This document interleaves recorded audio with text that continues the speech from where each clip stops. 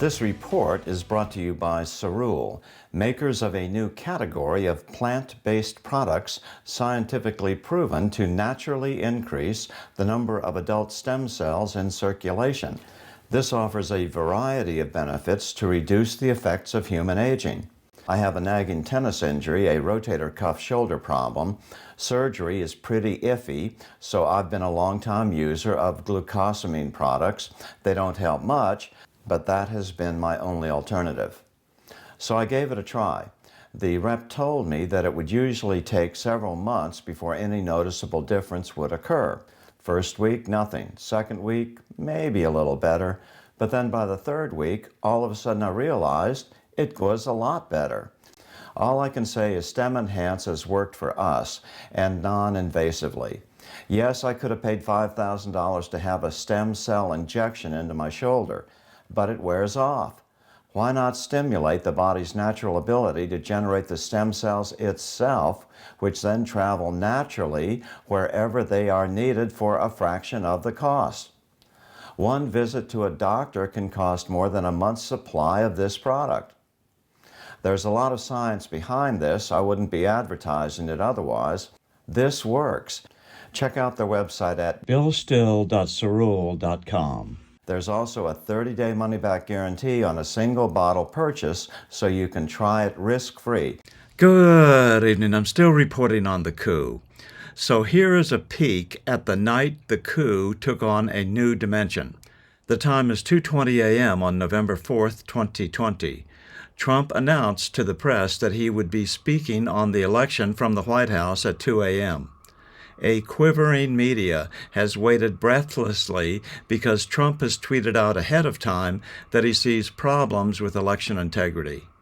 But I just wanted to reiterate what Chris had said. It's not unusual that you have an election for president decided beyond the day of the election. And it's, again, a consequence of the fact that every state, states' rights, 10th Amendment, is able to make their own rules for how the election is conducted within their boundaries. I also say we've had about 20 minutes of 2-minute warnings for the president. I imagine that he has a way that he wants to say things, and the lawyers have a way that they want him to say things. So that's why you got the teleprompters there, because you don't want him to say something that is going to be used against him in court if this does go to any sort of a court situation. So you're saying this is not a freewheeling operation? This is not a rally. And don't stray off at this word, and don't ramble, and don't go on a tangent, and just stick to this language. And that's not the president doesn't like to do that. He wants to just he wants to tell it like it is. Let Trump be Trump. And it was put that he would make a statements when he so I don't blame them for taking their time, but it's getting on. But this hour, the Republicans are up in the House Rep, not up enough to gain control, but that they've gained seats so far. There are a lot races to be decided and so on, but this was not where we expected to be with regard to the House of Representatives. And a lot of that, I think, is because there's very little ticket splitting, and the president did better in some of these places. Exactly. And in those swing districts, the Republicans were able to get some of them back, including Abigail Spanberger down in Virginia, who was quite a pretty popular member. I mean, I don't think they thought that Donna Shalala was going to lose down in Florida. Nope. Former I'm sure HHS you can find secretary. people who will say, I knew she was going to lose, but that wasn't on the radar, no. But Colin Peterson, moderate Democrat of Minnesota, the Republicans have tried to bring him down for years. They were finally able to do that with Michelle Fischbach. So we sit here and wait for the president at 2:19 in the morning, and 2000, 2016, 2004, 1976, 68, and 1960. There are other points that I would like to make, but I'll defer to listening to the president. Election results are rarely certified on election night. Ensure that all of these absentee ballots are counted as well. I'll let it go to the president. Donna, thank you. The first family walking in. They've spent a lot of time on the trail, but now let's listen in to the President of the United States in the East Room of the White House, coming to speak to the American people.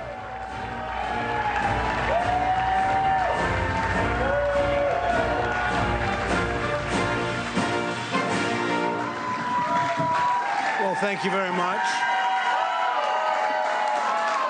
Thank you. Thank you very much. Please sit. Thank you.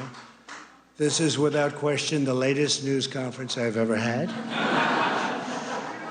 millions and millions of people voted for us tonight, and a very sad group of people is trying to disenfranchise that group of people, and we won't stand for it. We will not stand for it.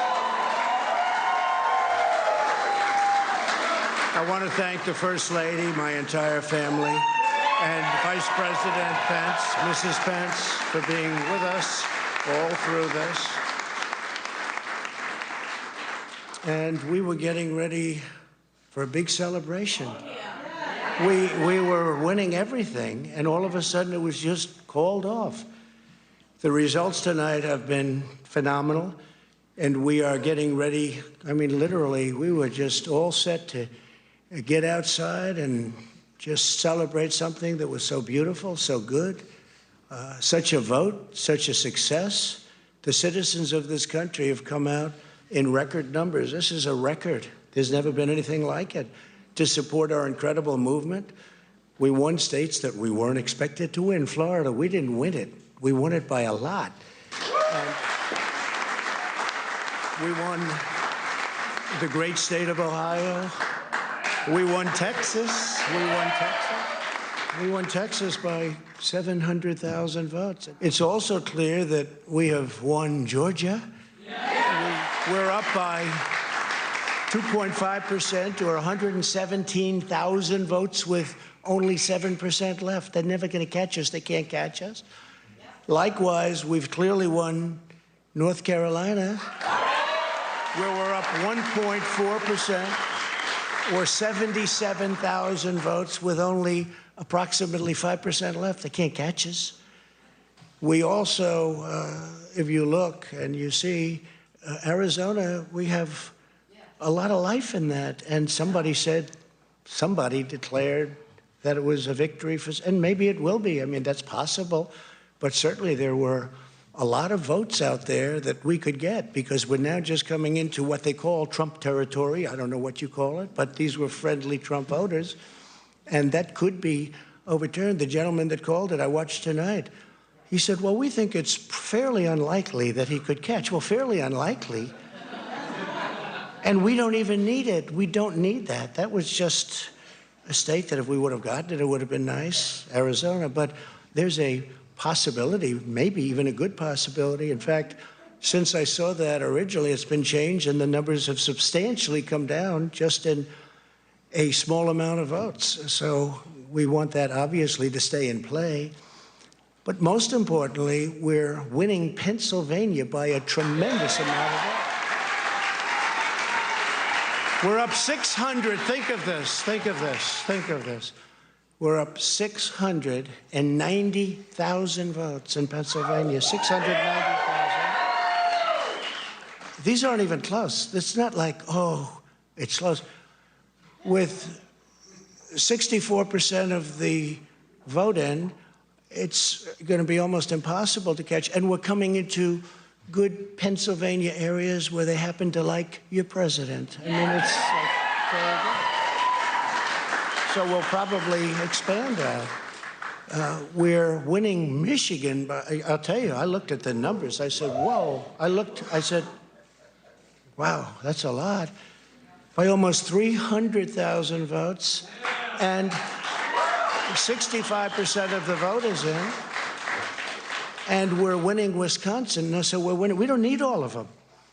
We need, because when you add Texas in, which wasn't added, I spoke with the really wonderful governor of Texas just a little while ago, and Greg Abbott, he said, congratulations. He called me to congratulate me on winning Texas. I mean, we won Texas. I don't think they finished quite the tabulation, but there's no way.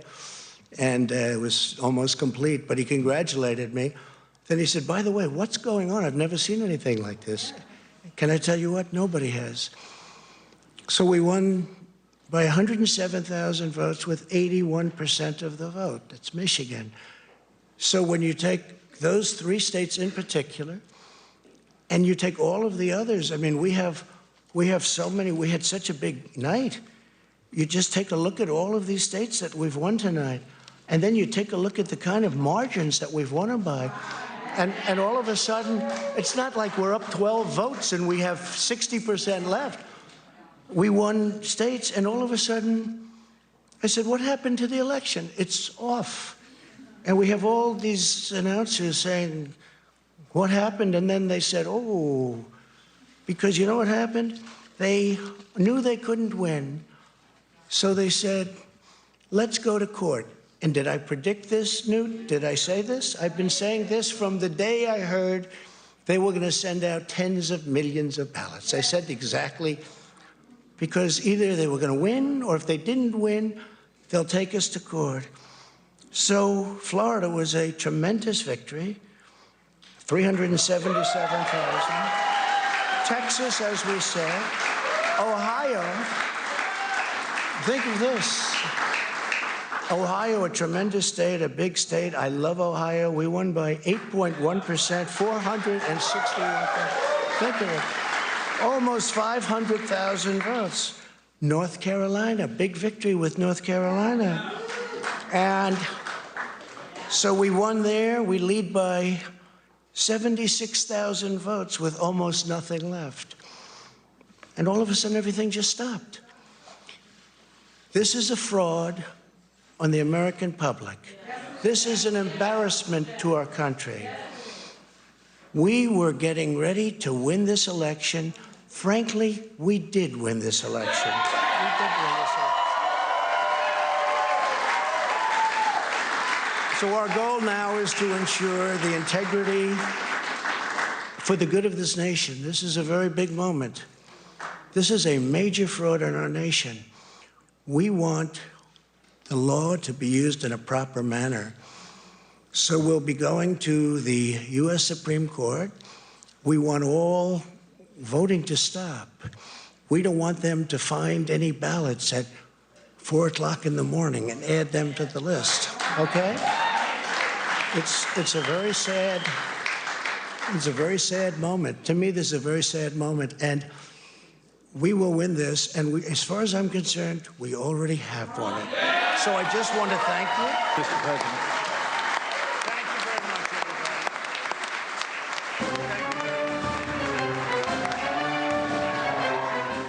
everybody. I'm still reporting from just outside the citadel of world freedom. Good night.